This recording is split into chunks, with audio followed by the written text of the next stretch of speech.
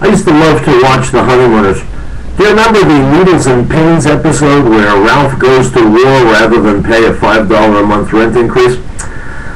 His landlord, Mr. Johnson, comes to him and tries to convince him in a number of ways that he should pay the increase, and when Ralph won't budge, Johnson lays it on the line and says, look, the increase is going into effect, you've just got to pay it. Sometimes life is that simple, you've got to, period.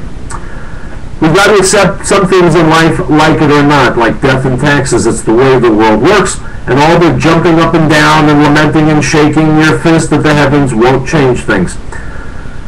Maybe my favorite Hasidic Rebbe story of all time involves Rabbi Menachem Mendel of Kotzk, the Kotzk Rebbe, who lived back in the 1700s.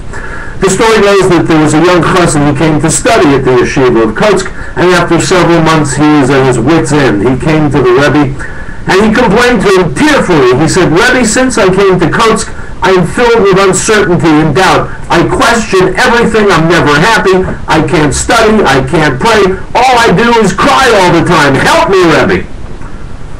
Now you have to understand about Kotzk. Kotzk was, the approach to Hasidism was very exacting, very rigorous. Students were asked to push themselves to the very limits. It overturned all easy and pat answers. It searched for the truth no matter what that search entailed. And so when the student came to the Rebbe of Kotzk, the Rebbe told him the following. He said, how do you know God wants your studies and your prayers? Maybe God wants your tears. Right between your eyes. Maybe what is supposed to be. Our job is to understand it and to accept it, to deal with it, to face reality, because it's not going away unless we make it. That was the great truth that the chassid had to discover, and the price he had to pay for learning in the yeshiva of Kotzk.